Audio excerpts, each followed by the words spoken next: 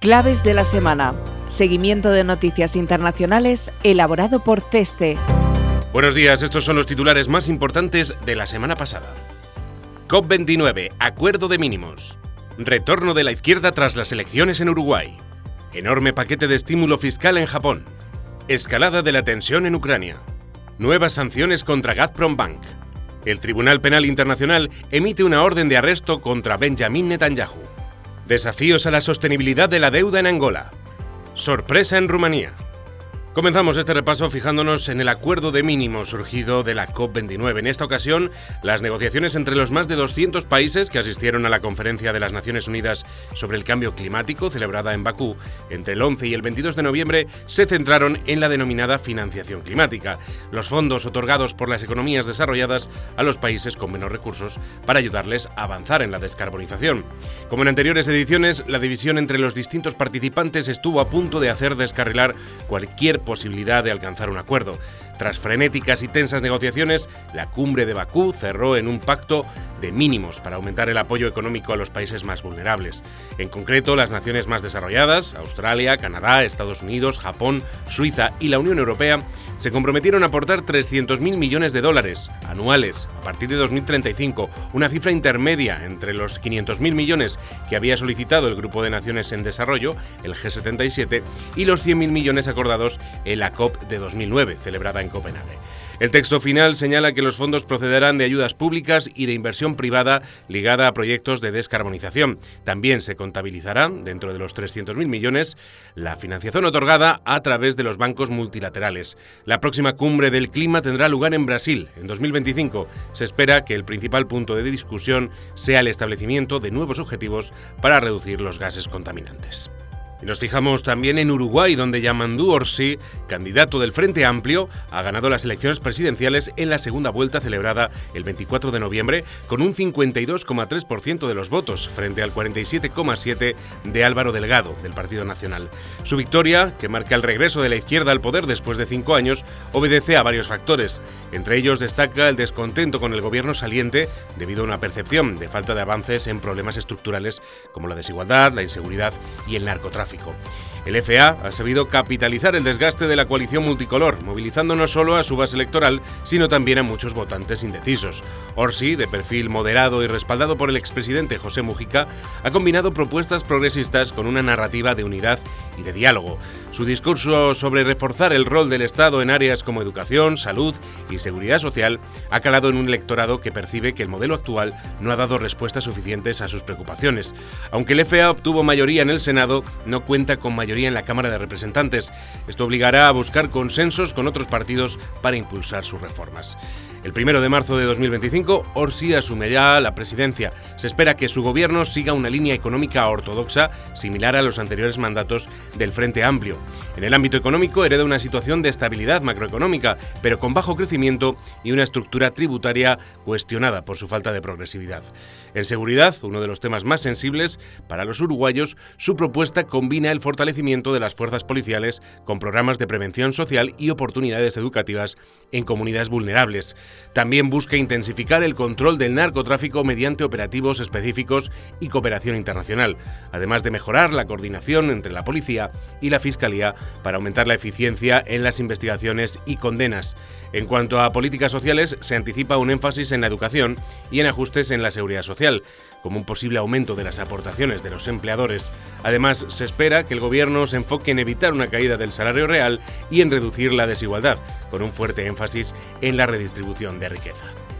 Y mientras, en Japón, el recién formado gobierno del primer ministro Shigeru Ishiba ha presentado un paquete de estímulo económico de 250.000 millones de dólares destinado a dar a Japón una sensación de bienestar. El gigantesco plan, que prevé ayudas a la industria de la inteligencia artificial y los semiconductores, junto con ayudas en efectivo y subsidios energéticos para los hogares con menos ingresos, llega en un momento en que los mercados descuentan que el Banco de Japón realizará nuevas subidas de los tipos de interés ante la persistencia de la inflación por encima del 2% en los últimos meses. Así pues, el plan pretende estimular el crecimiento y proteger la población de la inflación y el encarecimiento de la financiación. No obstante, la propuesta ha suscitado un intenso debate, sobre todo porque la recaudación fiscal se reduciría en unos 45.000 millones de dólares, según la propia estimación del gobierno. Los críticos lo consideran fiscalmente irresponsable y temen además que pueda ser contraproducente en los esfuerzos para reducir la inflación. El debate para su aprobación definitiva, que se inicia esta semana, promete ser acalorado. Muy pendientes también una semana más de Ucrania. Tan solo un día después de recibir la autorización de Washington, el 18 de noviembre, Kiev lanzaba por primera vez misiles de largo alcance estadounidenses contra un arsenal en la ciudad rusa de Briansk, a 130 kilómetros de la frontera. El ataque sorprendió ya que la prensa estadounidense había avanzado que los misiles de largo alcance occidentales únicamente se emplearían en la región rusa de Kursk, como respuesta al uso de soldados norcoreanos.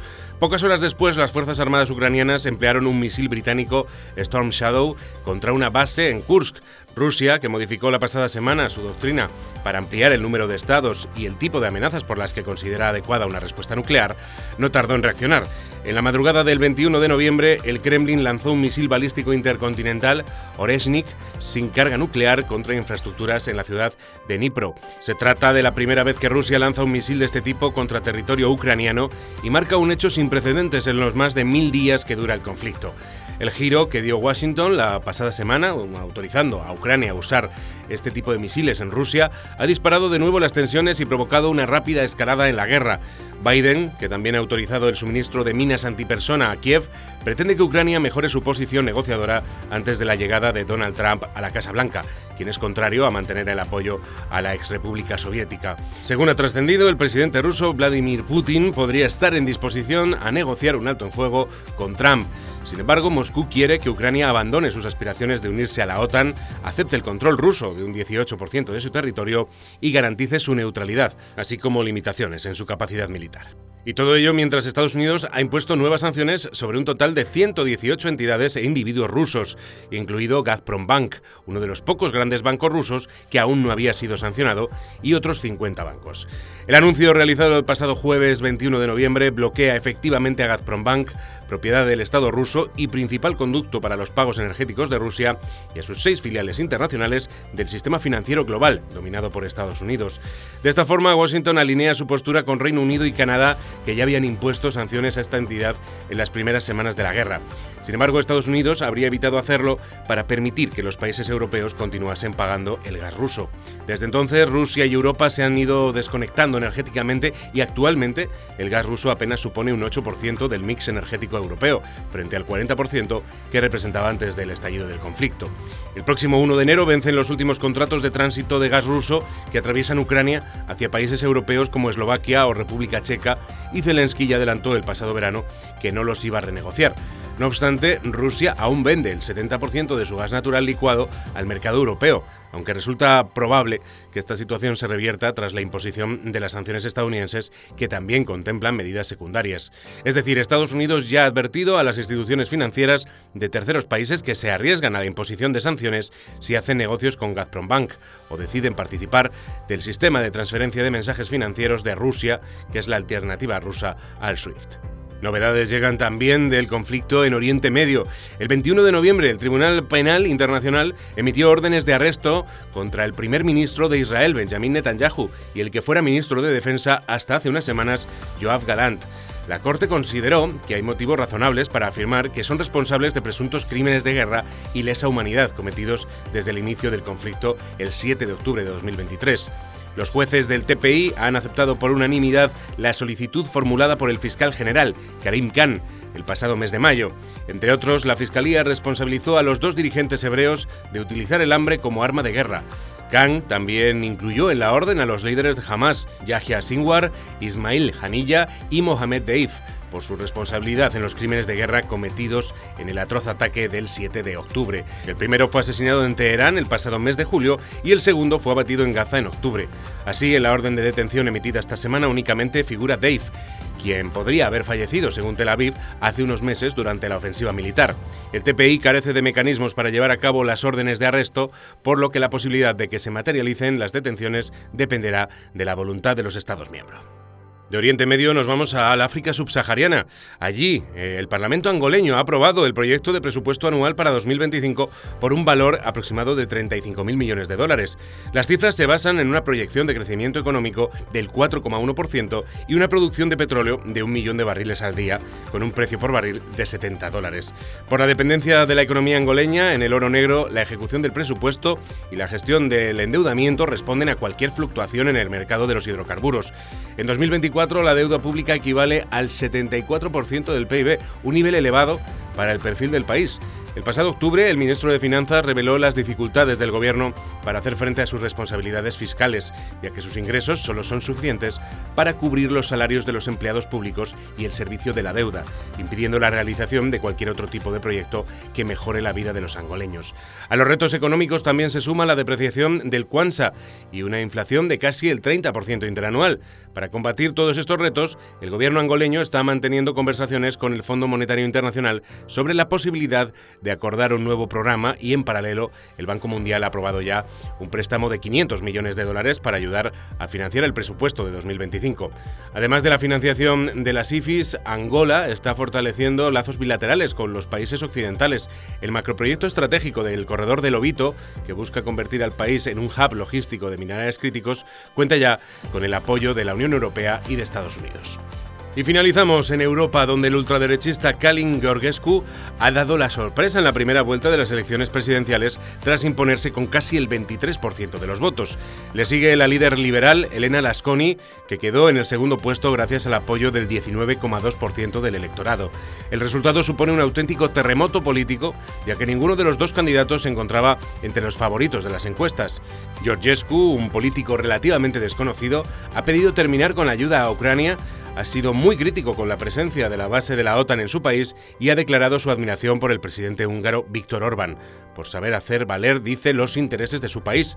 Lasconi, una periodista de centro-derecha, se ha impuesto por apenas 1.000 votos al primer ministro socialista Marcel Ciolacu, que quedaría fuera de la segunda vuelta en los comicios prevista para el próximo 8 de diciembre. Las elecciones se llevaron a cabo en un contexto de descontento con el statu quo, mientras el gobierno de coalición de Ciolacu enfrentaba acusaciones de corrupción y mala gestión. El candidato que gane las elecciones ocupará el cargo más poderoso en Rumanía, quien ostenta el poder de nombrar al primer ministro, iniciar las negociaciones para la formación de coaliciones o las competencias en cuestiones de seguridad nacional y política exterior. Rumanía también celebra elecciones legislativas el próximo domingo 1 de diciembre, cuando se decidirá la composición de la Cámara de los Diputados y el Senado, en lo que puede suponer el inicio de un nuevo ciclo político en el país. Y hasta aquí nuestro repaso de noticias internacionales. Recuerda que puedes consultar más desde el apartado de comunicación Claves de la Semana en nuestra web ceste.com. Hasta la semana que viene.